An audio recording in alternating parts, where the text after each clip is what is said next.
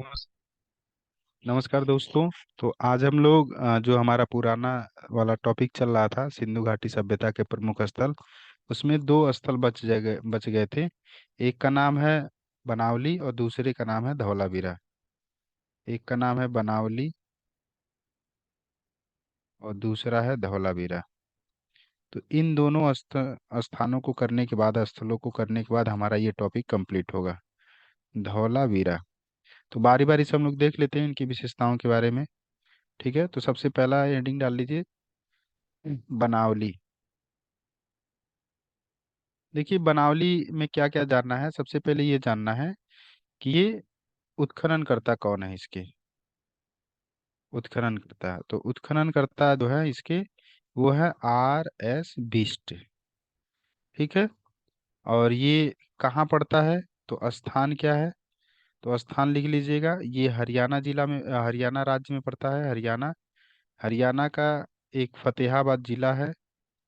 फतेहाबाद, फतेहाबाद जिले में ये पड़ता है। ठीक है। नदी कौन सी है, तो नदी है सरस्वती नदी। तो ये तीन चीजें हमारे लिए इंपॉर्टेंट हो गई, उत्खननकर्ता, स्थान और नदी। अब देखिए, ऐसा नहीं है कि हर जो है पूरा स्थल जो भी है हड़प्पा सभ्यता के, वो किसी न किसी नदी के किनारे हैं। कुछ ऐसे हैं जिनके नदी के बारे में नहीं ज्ञात है। ठीक है। तो उसके लिए आपको परेशान नहीं रहना है। अब यहाँ से अवशेष क्या क्या मिले हैं, तो प्राप्त अवशेष लिख लीजिए यहाँ से। प्राप्त अवशेष, प्राप्त अवशेष में जो सबसे मुख्य है वो ये है कि यहाँ से मिट्टी के हल मिले हुए हैं। मिट्टी के हल मिले हैं यहाँ से। इसके अलावा क्या मिला है, यहाँ से सबसे अधिक मात्रा में जौ मिले हुए हैं। सबसे अधिक मात्रा में जौ मिले हैं। ठीक। इसके अलावा और क्या मिला है, तो बताया जाता है कि यहाँ पे जल निकास प्रणाली का अभाव था। जल निकास प्रणाली का अभाव। ठीक है। तो दोस्तों, ये तीन पॉइंट तो आपको याद रखने हैं। ठीक है। आगे बढ़ने से पहले इसमें और देख लेते हैं, कोई पॉइंट हो तो आप लोग, मेरे हिसाब से तो पर्याप्त है। बाकी अगर आपको लगता है कि नहीं, इस पे और रिसर्च करना है, PhD का काम करना है, तो आप कर लीजिएगा। ठीक है। एग्जाम के पॉइंट ऑफ व्यू से इतने ही टॉपिक इंपॉर्टेंट हैं, इतने ही जितना मैं करा रहा हूँ। आगे अगर आपको लगता है कि नहीं और कोई नेट JRF का एग्जाम देना है, तो आपको जरूर इससे ज़्यादा और जाकर डीप में पढ़ने की जरूरत पड़ेगी। लेकिन अभी फिलहाल UPSC या अदर अदर स्टेट PCS के एग्जाम के लिए पर्याप्त है इतना। अगला हम लोग देखेंगे धौलावीरा। धौलावीरा, देखिए धौलावीरा कहाँ पड़ता है, तो ये गुजरात का एक जिला है। गुजरात का जिला है कच्छ। तो ये वहां पे पाया जाता है। ठीक है, मतलब वहां पे ये मिला हुआ है स्थल धौलावीरा। ये नदी के बारे में इसके ज्ञात नहीं है, तो इसलिए परेशान नहीं होना है इसके बारे में आपको। उत्खननकर्ता कौन है, तो इसके उत्खननकर्ता लिख लीजिए। दो लोग हैं, दो लोगों ने इसकी खुदाई की थी। सबसे पहले 1967 से लेके 68 के बीच में जिन्होंने किया है, उनका नाम है JP जोशी। JP जोशी। और जो दूसरे व्यक्ति हैं जिन्होंने किया है, वो 1990 और 91 के टाइम पे किया है। उनका नाम है RS बिष्ट। RS बिष्ट। यहाँ से क्या क्या प्रमाण प्राप्त हुए हैं अवशेष, तो लिख लीजिए प्राप्त अवशेष क्या क्या है यहाँ से। तो दोस्तों, प्राप्त अवशेष में जब आप जाएंगे, तो आपको यहाँ से कुछ चीजें मुख्य रूप से मिलेंगी जो आपको याद रखना है, और ये एग्जाम में भी पूछे गए हैं। यहाँ से एकमात्र स्टेडियम के साक्ष्य मिले हुए हैं। एकमात्र स्टेडियम के साक्ष्य मिले हुए हैं, स्टेडियम। ठीक है। इसके अलावा और क्या चीजें मिली है यहाँ से, तो यहाँ से जल संरक्षण तकनीक के बारे में पता चलती है। जल संरक्षण तकनीक, इसका साक्ष्य मिला हुआ है। ठीक है। इसके अलावा बताया जाता है कि यहाँ पे 10 बड़े बड़े चिन्हों से निर्मित शिलालेख मिले हुए हैं। 10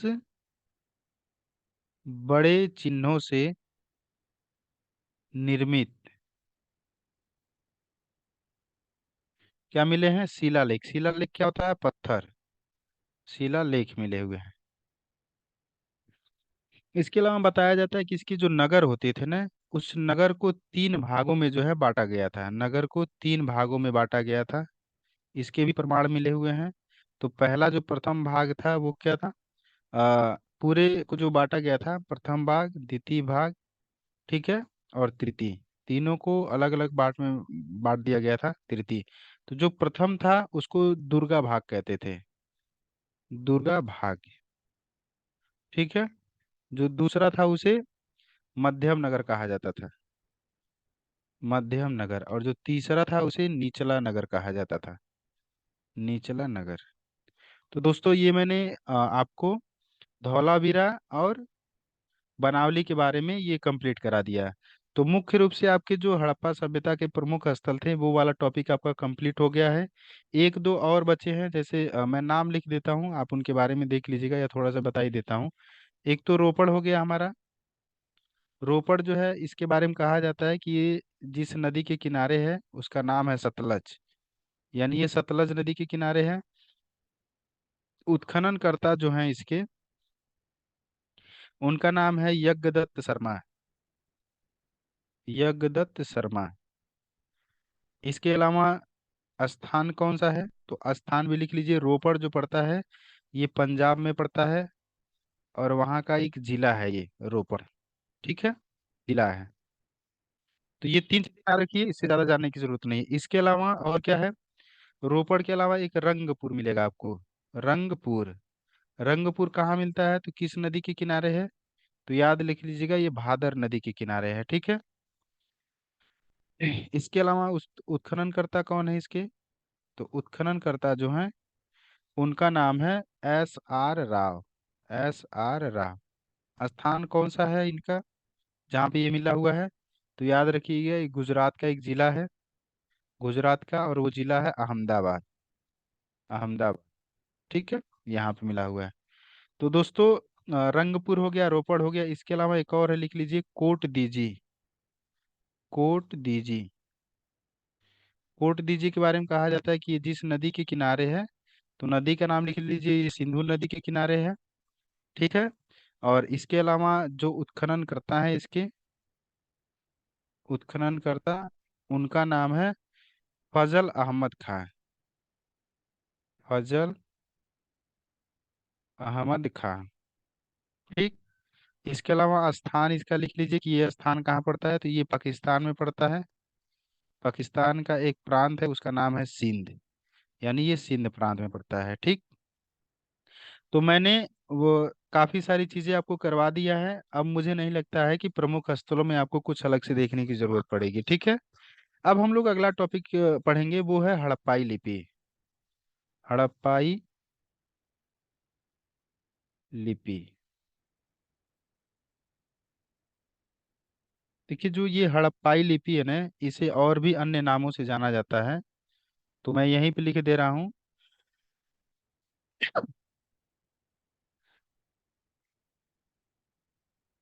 पहले हम लोग पढ़ ही लेते हैं इसके बारे में क्या क्या है, बाकी आगे हम लोग क्रम से उसी में ऐड कर लेंगे। देखिए हड़प्पाई लिपि के बारे में कहा जाता है दोस्तों कि हड़प्पाई लिपि में लगभग जो है ना 64 मूल चिन्ह मिले हुए हैं, 64 मूल चिन्ह है। और इसके अलावा 205 से लेके 400 तक जो है आपको अक्षर मिल जाएंगे, ठीक है। यानी चिन्ह जो होते हैं ना, जैसे चिड़िया का या किसी चीज का चिन्ह बना हुआ है, तो उनकी संख्या 64 है। और जो अक्षर मिले हुए हैं ना, उनकी संख्या कितनी है? 205 से लेके 400 तक का है। अब ये मिलते कहाँ पे हैं? तो ये ज्यादा हमारे लिए इम्पोर्टेंट है, और ये पेपर में आपके पूछा हुआ है। ये जिस पर मिले हुए हैं ना, वो सेलखड़ी की आयताकार मोहरें हैं। किस पे मिली हुई हैं ये? सेलखड़ी, इसको याद रख लीजिएगा, ये सेलखड़ी की आयताकार जो मोहरे हैं उस पे जो है ये मिली हैं। और कहाँ मिली हैं? तो जो तांबे के गुटके होते हैं, तांबे के गुटके, उन पे जो है ये क्या हुए हैं, चाहे खुदी हुई हैं या उसी पे ये चिन्ह जो है हमको मिले हुए हैं, जो हड़प्पा लिपि के हैं, ठीक है। तो 64 मूल्य चिन्ह हो गए, 205 से लेके 400 तक जो है अक्षर है। किस पर मिले हैं? तो ये सेलखुड़ी की जो है आयताकार मुहरें हैं वहां पे मिली हुई हैं। इसके अलावा कहा जाता है कि हड़प्पाई लिपि के बारे में जो नमूना मिला था सबसे पहले, वो मिला था 1853 में। तो 1853 में इसका नमूना मिला हुआ था। और फिर 1922 में जो है इसकी जितनी भी पूरी लिपियां थी, यानी हड़प्पा से संबंधित जितनी भी लिपियां थी, वो सभी 1923 में प्रकाश में आ गई थी। मतलब सबके सामने एक तरीके से आ गया कि इसके बारे में जो भी पढ़ने वाले लोग थे या इतिहासकार थे, पुरातात्विक थे, उन सभी लोगों ने 1923 में इसके बारे में जितनी भी लिपियां थी सबको जो है वो सामने रख दी गई। ठीक। लेकिन आश्चर्य की बात है इसमें कि अभी तक जो है ना इस लिपि के बारे में पढ़ा नहीं गया है। आश्चर्य की बात क्या है कि इस लिपि को, जो भी हड़प्पाई लिपि है, इस लिपि को अभी तक पढ़ा नहीं गया है। पढ़ा नहीं गया है। ठीक है। यानी इस लिपि को अभी तक पढ़ा नहीं गया है। ये आपको याद रखना है, क्योंकि कई बार एग्जाम में ये पूछ लेगा तो फिर आपको कंफ्यूजन हो जाएगा। अब देखिए, ये जो लिपि है ना, जिस भी लिपि में लिखी गई है उस लिपि को जो है ना पिक्टोग्राफ कहा जाता है। क्या कहा जाता है? पिक्टोग्राफ। पिक्टोग्राफ का मतलब होता है चित्रात्मक लिपि। चित्रात्मक लिपि। क्या कहा जाता है? इसे चित्रात्मक लिपि कहा जाता है। ठीक है। और इस लिपि में जो सिंधु घाटी सभ्यता की लिपि मिली है, जिसे हम लोग हड़प्पाई लिपि भी कह रहे हैं, उस हड़प्पाई लिपि में दाईं से बाईं ओर लिखा जाता है। दाईं से बाईं ओर लिखा जाता है। दाईं से बाईं ओर लिखा जाता है, याद रखिएगा। दाईं से बाईं ओर लिखा जाता है। और ये जो विधि है ना लिखने की, दाईं से बाईं ओर लिखने की जो पद्धति है या जो मेथड है, इस मेथड को या इस प्रक्रिया को या इस पद्धति को, जिसमें दाएं से बाएं ओर लिखा जाता है, उसे एक नाम से जाना जाता है। कहते हैं बुस्ट्रोफेडन कहते हैं। क्या कहते हैं उसे? बुस्ट्रोफेडन कहते हैं।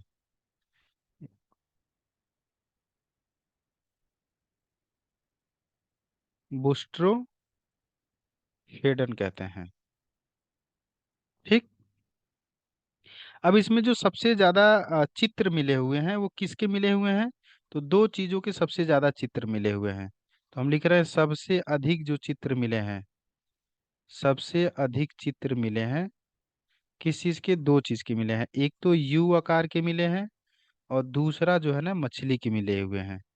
ये याद रख लीजिएगा। एक तो यू आकार के मिले हैं और दूसरा मछली के जो है सबसे ज्यादा चित्र मिले हुए हैं। तो दोस्तों, हड़प्पाई लिपि के बारे में मैंने आपको सारे पॉइंट्स बता दिए। एक बार मैं दोबारा बता देता हूँ। देखिए, हड़प्पाई लिपि के बारे में कहा जाता है कि अभी तक जो चीजें मिली हैं उसमें 64 मूल चिन्ह हैं। 205 से लेके 400 तक जो है उसमें अक्षर मिले हुए हैं। और ये कहाँ मिले हुए हैं? तो याद रखिएगा, सेलखुड़ी के जो पत्थर होते हैं आयताकार, उस पे मुहरें मिली हैं, उस पे मिली हुई हैं। तांबे के जो गुटके होते हैं वहां पे ये मिली हुई हैं। 1853 में सबसे पहले इसका नमूना खोजा गया था। और 1923 तक आते आते इसकी जितनी भी लिपियां लिपियां थी सभी को प्रकाश में लाया गया। ठीक है। सबको उजागर किया गया। और इस लिपि को जो है अभी तक पढ़ा नहीं गया है। यानी सिंधु घाटी सभ्यता की जो हड़प्पाई लिपि है, उस लिपि को अभी तक पढ़ा नहीं गया है। ये जो लिपि है उसको पिक्टोग्राफ के नाम से जानते हैं, अर्थात चित्रात्मक लिपि कहते हैं। ठीक है। इस लिपि में दाईं से बाईं ओर लिखा जाता है। और ये दाईं से बाईं ओर लिखने की जो पद्धति होती है, इसे बुस्ट्रोफेडन कहते हैं। क्या कहते हैं? बुस्ट्रोफेडन कहते हैं। और इसमें सबसे अधिक जो चित्र मिले हुए हैं वो यू आकार के मिले हुए हैं और मछली के मिले हुए हैं। तो दोस्तों, ये जो हमारा टॉपिक था, इसमें हम लोग जितने भी सिंधु घाटी सभ्यता के प्रमुख स्थल थे उनको हम लोगों ने देख लिया। सिंधु घाटी सभ्यता का अब हम लोग अगला टॉपिक करेंगे जो है सामाजिक जीवन। सामाजिक जीवन। सामाजिक जीवन के बारे में जैसे एक सामान्य मनुष्य एक सामाजिक व्यवस्था के तहत रहता है, तो उसको खान पान, रहन सहन, दाह संस्कार की पद्धति, मनोरंजन के साधन, ठीक है, तो यही सब सारी चीजें हैं। लेकिन सबसे पहला जो पॉइंट जानना है हमको, पहले ये जानना है कि सिंधु घाटी सभ्यता का जो समाज था ना वो कैसा था। तो समाज के बारे में कहा जाता है कि सिंधु घाटी सभ्यता का जो समाज था वो मात्र सत्तात्मक था। क्या था? मात्र सत्तात्मक था। ठीक है, पितृ सत्तात्मक, यहाँ पे इस तरीके के कोई प्रमाण नहीं मिले हुए हैं। तो पहली बात हम लोगों ने जाना कि सिंधु घाटी सभ्यता का जो समाज था वो क्या था, वो मात्र सत्तात्मक था। और दूसरी बात जो है ये याद रखिएगा कि जो समाज होता है ना, समाज, इसी समाज की जो इकाई थी, इस समाज की जो इकाई थी, मतलब जो सबसे पहली चीज होती थी जिससे मिलके समाज बनता है, उसमें मुख्य रूप से जो इकाई थी वो थी परिवार। तो ये दूसरा पॉइंट हो गया। पहला कि सिंधु घाटी सभ्यता का समाज कैसा था, मात्र सत्तात्मक था। सिंधु घाटी सभ्यता के समाज की जो एकदम इकाई थी, ठीक है, परंपरागत इकाई या समाज की इकाई, वो क्या थी, वो परिवार थी। ये दो बातें आपको याद रखना है। यहाँ पे मातृ देवी की पूजा की जाती थी। किसकी? सारे पॉइंट हम लिखेंगे तो वो पॉइंट आपको लिख लेने हैं। यहाँ पे मातृ देवी की पूजा की जाती थी।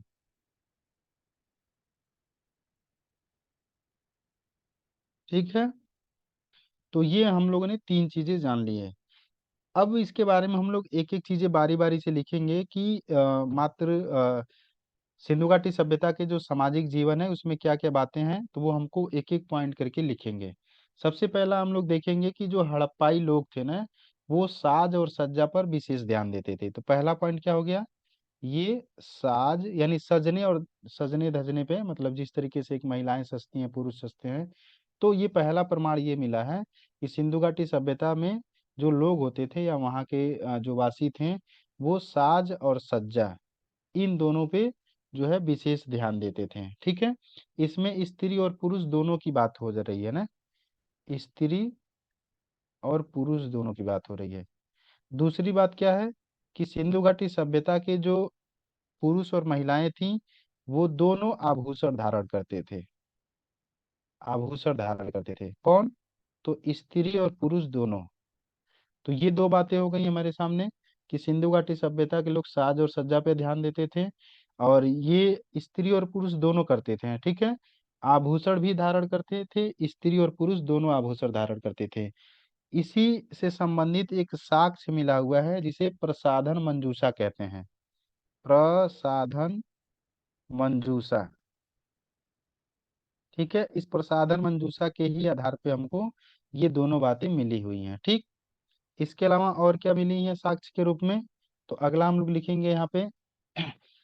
दोस्तों जो भी नए हैं इस चैनल पे, जरूर चैनल को सब्सक्राइब कर लें और ज़्यादा से ज़्यादा लोगों के बीच में शेयर करें, क्योंकि हम इतिहास के सारे खंड को पढ़ाएंगे। ठीक है, हम लोग एक एक चैप्टर को पढ़ेंगे और चैप्टर जब खत्म हो जाएगा तो हम लोग क्वेश्चन प्रैक्टिस भी करेंगे यहाँ पे। ठीक है, चलिए अगला हम लोग देखेंगे कि यहाँ से लिपिस्टिक के साक्ष्य मिले हुए हैं। लिपस्टिक के साक्ष्य मिले हुए हैं, और ये कहाँ से मिला हुआ है, तो ये चनहूदड़ो से मिला हुआ है। ठीक है, तो हमें ये पता है, पता चल गया कि कहीं ना कहीं सिंधु घाटी सभ्यता के लोग साज संवरने पे, सज्जा धज्जा पे, इस पे ध्यान देते थे। अगला हम लोग कहेंगे कि सिंधु घाटी सभ्यता के जो लोग थे ना, वो सूती और ऊनी दोनों वस्त्रों से, सूती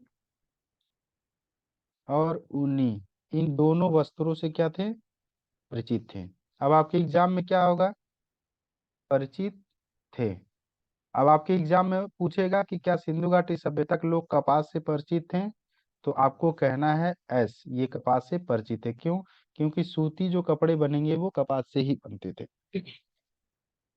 इसके अलावा सिंधु घाटी सभ्यता के जो लोग थे उनके बारे में कहा जाता है कि ये शाकाहारी भी थे और ये मांसाहारी भी थे। ठीक है, यानी हम कह सकते हैं कि सर्वाहारी थे। ये पॉइंट हम यहाँ से निकाल सकते हैं। तो सिंधु घाटी सभ्यता के लोग शाकाहारी यानी मांसाहारी दोनों थे, या हम कह सकते हैं कि ये सर्वाहारी थे। सिंधु घाटी सभ्यता से मनोरंजन के साक्ष्य मिले हुए हैं। मनोरंजन के साक्ष्य मिले हैं। इन मनोरंजन के साक्ष्य में क्या क्या मिला हुआ है, तो पहला प्रमाण जो मिला हुआ है वो है चौपड़ का मिला हुआ है। इन शब्दों को याद रखिएगा, एग्जाम में सीधे पूछे जाते हैं और फिर बच्चे खोजते हैं कि ये कहाँ से आ गया है। ठीक है। अगला जो मनोरंजन के साधन है वो है पासा। पासा आप लोग सभी देखे होंगे किस तरीके से होते हैं। ठीक है। वो मैं यहाँ पे बनाने के लिए तो बना सकता हूँ, लेकिन आप लोग जो है अच्छे तरीके से उसको समझ सकते हैं। ठीक। चलिए इसके अलावा सिंधु घाटी सभ्यता के बारे में कहा जाता है कि जो सिंधु घाटी सभ्यता के लोग थे और जब वहां पे किसी की मृत्यु हो जाती थी तो दाह संस्कार की पद्धति में वो लोग पूर्ण समाधिकरण जो है अपनाते थे। तो पूर्ण समाधिकरण वहां पे परिचित था। समाधिकरण यानी शवों के समाधान के लिए पूर्ण समाधिकरण क्या था वहां पे प्रचलित था। ठीक है। अब ये पूर्ण समाधिकरण तो परिचित था ही वहां पे, लेकिन इसके अलावा जब ये पूर्ण है तो आंशिक भी होगा। तो हम कहेंगे कि यहाँ पे आंशिक समाधान पद्धति भी था। आंशिक समाधान पद्धति भी था। इसके अलावा दाह संस्कार भी होता था यहाँ पे। ठीक है। तो ये सारी चीजें क्या है, सामाजिक जीवन के उनके हिस्से हैं। इसके अलावा हम कहेंगे कि सिंधु घाटी सभ्यता के लोग गणित से परिचित थे। सिंधु घाटी सभ्यता के लोग धातु निर्माण से परिचित थे। अब आपके क्वेश्चन में जब ये विकल्प के रूप में आता है ना, तो वहां पे चीजें याद नहीं रहती, इसलिए याद रखना है आपको। सिंधु घाटी सभ्यता के लोग गणित से परिचित थे। सिंधु घाटी सभ्यता के लोग धातु से परिचित थे। सिंधु घाटी सभ्यता के लोग माप तौल से भी परिचित थे। माप तौल प्रणाली से भी परिचित थे। सिंधु घाटी सभ्यता के लोग गणित से परिचित थे। सिंधु घाटी सभ्यता के लोग धातु निर्माण से परिचित थे। सिंधु घाटी सभ्यता के लोग माप तौल प्रणाली से परिचित थे। और सिंधु घाटी सभ्यता के लोग ग्रह नक्षत्र से भी परिचित थे। ग्रह नक्षत्र से भी परिचित थे। ठीक है। इसके अलावा हम कहेंगे कि ये मौसम विज्ञान से भी परिचित थे। ये सारी बातें आपको याद रखनी है। ठीक है। ये मौसम विज्ञान से भी परिचित है। इसके अलावा कहा जाता है कि सिंधु घाटी सभ्यता के जो लोग थे ना, वो युद्ध में नहीं भाग लेते थे, इसलिए उन्हें शांति प्रिय कहा जाता है। यानी सिंधु घाटी सभ्यता के लोग शांति प्रिय थे। ये लोग युद्ध में कहीं किसी तरीके का प्रमाण नहीं मिला हुआ है। ठीक है। तो हम कहेंगे कि ये युद्ध प्रिय नहीं थे या कम थे, जबकि जो है ये शांति प्रिय थे। ठीक है। इसके अलावा एक बात और, एक इतिहासकार है उनका नाम है व्हीलर। एक इतिहासकार है उसका नाम है व्हीलर। और व्हीलर ने बताया कि सिंधु घाटी सभ्यता में जो दास प्रथा होती है, दास प्रथा, ये जो है ना यहाँ पे प्रचलित थी। ठीक है। तो अगर आपके एग्जाम में ये आ जाए कि सिंधु घाटी सभ्यता में दास प्रथा प्रचलित थी, तो आपको कहना है कि यस प्रचलित थी। ठीक है। तो दोस्तों ये जो मैंने पॉइंट आपके सामने डिस्कशन किया, ये पूरा सिंधु घाटी सभ्यता का सामाजिक जीवन है। अब आपके मान लीजिए एग्जाम में पूछता है कि सिंधु घाटी सभ्यता के सामाजिक जीवन के बारे में बताइए, तो आप आराम से सारी चीजें को एक एक करके बता सकते हैं। ठीक है। या स्टेटमेंट के रूप में, जब कथन के रूप में ये चीजें पूछती हैं, तो वहां पे हमें याद नहीं रहता है। तो एक बार मैं दोबारा रिपीट कर दे रहा हूँ, लेकिन आप लोग जो है इसको वीडियो को दोबारा जब एक बार करके देखेंगे तो आपको सारी चीजें याद हो जाएंगी। मैं यहाँ से क्रम से देखिए एक एक चीजें बताता जा रहा हूँ। सामाजिक जीवन, सिंधु घाटी सभ्यता के बारे में कहा जाता है कि इनका जो समाज था वो मातृसत्तात्मक था। समाज की जो इकाई थी वो क्या थी, परिवार थी। मातृ देवी की पूजा की जाती थी यहाँ पे। ठीक है। इसी आधार पे जो है कहीं ना कहीं ये बताया गया है कि यहाँ पे मातृ सत्तात्मक थी। ठीक है। इसके अलावा कहा जाता है कि यहाँ के जो स्त्री होते थे और जो पुरुष होते थे, ये दोनों सजने सजने धजने का काम करते थे, यानी साज सज्जा पर बल देते थे। ये दोनों स्त्री और पुरुष दोनों लोग जो है आभूषण पहनते थे। ठीक है।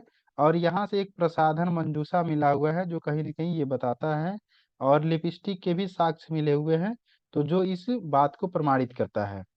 यहाँ के जो लोग थे ना, वो सूती कपड़े और ऊनी दोनों वस्त्रों से परिचित थे। ठीक है।